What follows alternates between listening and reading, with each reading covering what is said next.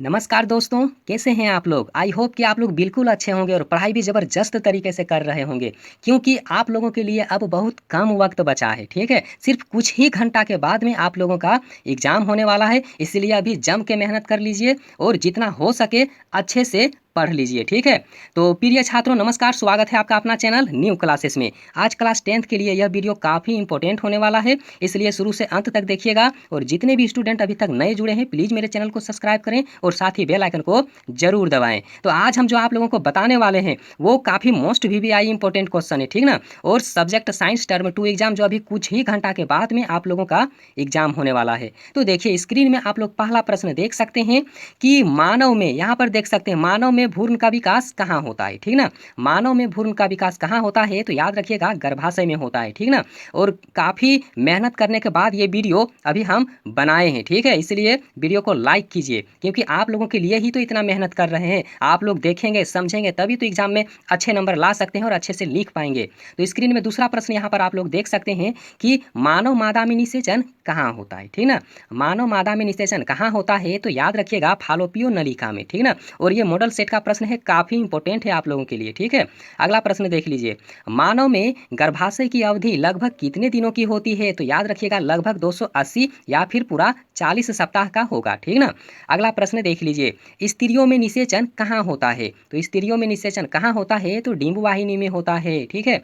अगला प्रश्न देख लीजिए, एक ऐसे पादप का नाम लिखें जिसमें खंडन विधि द्वारा अलैंगिक जनन होता है, ठीक ना? यहाँ पर बहुत सारे बच्चे कंफ्यूजन में पड़ जाते हैं कि अलैंगिक जनन किस में होता है और लैंगिक जनन किस में होता है। तो शुरू से अंत तक देखिएगा, सारा चीज़ आप लोगों को अच्छे से समझ में आएगा, ठीक है?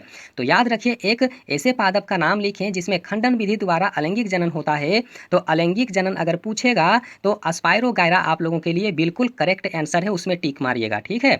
अगला प्रश्न देख लीजिए, यहाँ पर द्विव विखंडन विधि से प्रजनन करने वाले एक जीव का नाम पूछा है। तो देख लीजिए कि द्विव विखंडन विधि से प्रजनन करने वाले जीव का नाम क्या है तो अमीबा है, ठीक है? अगला प्रश्न देख लीजिए, बहु विखंडन द्वारा प्रजनन करने वाले एक जीव का नाम तो याद रखिएगा इसमें प्लाज्मोडियम होगा, ठीक है? काफ़ी इंपॉर्टेंट है आप लोगों के लिए। यहाँ पर देख सकते हैं प्रश्न, ऐसे जीव जिनमें प्रजनन जो होता है ना वो मुकुलन विधि से होता है। तो मुकुलन विधि से किस में होता है तो याद रखिएगा हाइड्रा होगा और ईस्ट होगा, ठीक ना? हाइड्रा और ईस्ट दोनों में होता है, याद रखिएगा। अगला प्रश्न देख लीजिए, निषेचन के बाद बनने वाले उत्पाद का क्या नाम है, ठीक ना? तो जो निषेचन के बाद में जो उत्पाद बनता है उसका नाम युग्मनज है, ठीक ना? याद रखिएगा युग्मनज। अगला प्रश्न देख लीजिए, फूल में नर व मादा जनन अंगों के नाम आप लोगों को बताना है। तो याद रखिएगा नर जो होता है ना फूल में तो उसको पुंकेसर कहा जाता है, ठीक ना? और पुंकेसर को अस्टेमन भी कहा जाता है। और मादा जो होता है ना फूल में तो मादा को स्त्री केसर कहा जाता है और स्त्री केसर का और एक नाम है जिसे कार्पल कहेंगे, ठीक है? तो अगला प्रश्न देख लीजिए, फूल में भ्रूण कोश कहाँ होता है, ठीक ना? फूल में भ्रूण कोश कहाँ होता है तो अंडाशय में होता है, ठीक है? अगला प्रश्न देख लीजिए, उस पादप का नाम लिखें जिस पर मेंडल ने प्रयोग किया था, ठीक ना? उस पादप का नाम पूछा है जिसने मेंडल ने अपने प्रयोग में उसे शामिल किया था, ठीक है? तो याद रखिएगा मटर का पौधा होगा, ठीक है? अगला प्रश्न देख लीजिए जो काफ़ी इंपॉर्टेंट है, डीएनए का पूर्ण रूप क्या होता है? याद रखिए डीएनए का पूर्ण रूप क्या होता है, ठीक ना? तो याद रखिएगा डीएनए का पूर्ण रूप क्या है होता है तो डीऑक्सीराइबो, याद रखिएगा डीऑक्सीराइबो न्यूक्लिड एसिड होता है, ठीक ना? डीएनए का पूर्ण रूप क्या होता है डीऑक्सीराइबो न्यूक्लिड एसिड होता है, ठीक ना? अगला प्रश्न देख लीजिए, पारितंत्र के कितने अंग होते हैं?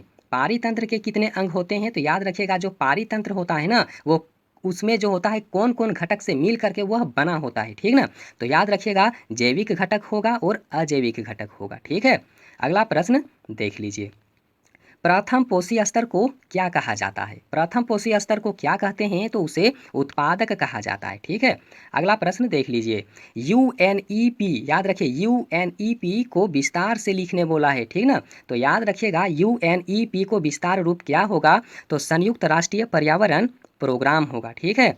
अगला प्रश्न देख लीजिए, बिश्नोई लोग किस वृक्ष के संरक्षण के लिए प्रसिद्ध हैं? बिश्नोई लोग जो है ना वो किस वृक्ष के लिए संरक्षण के लिए काफ़ी प्रसिद्ध है, काफ़ी फेमस है, तो याद रखिएगा उस पेड़ का क्या नाम है, उस वृक्ष का नाम है खेजड़ी वृक्ष, याद रखिएगा, ठीक है। अगला प्रश्न देख लीजिए, प्राकृतिक संसाधन के संदर्भ में यहाँ पर पूछा है 3R क्या है, ठीक ना। तो याद रखिएगा 3R का मतलब क्या होता है, ठीक है।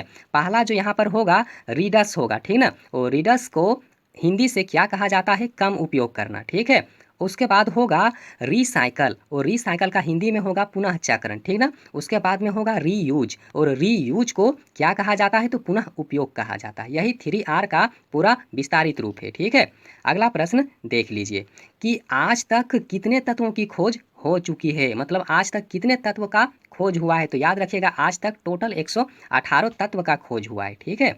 और यही बिल्कुल अंतिम प्रश्न है, ठीक है। तो देख लीजिए अष्टक के नियम को किसने प्रतिपादित किया था, ठीक ना। अष्टक के नियम को किसने प्रतिपादित किया था, तो याद रखिएगा न्यूलैंडस इसका आंसर होगा, ठीक ना। और अभी हम जितना भी प्रश्न आप लोगों को बताए हैं, ठीक ना, एग्जाम में आप लोगों को काफ़ी हेल्प होगा, और अगर सारा चीज़ आप लोग जान जाते हैं तो आगे भी आप लोगों को काफ़ी हेल्प होने वाला है, कुछ यहाँ से सीख जाएंगे, ठीक है। तो एग्ज़ाम अभी कुछ ही समय बचा है आप लोगों के लिए, ज़रा जम के मेहनत कर लीजिए, और अच्छे से जितना भी मॉडल सेट है सारा मॉडल सेट एक बार रिपीट कर लीजिए, ठीक है। और वीडियो देखने के लिए बहुत बहुत धन्यवाद।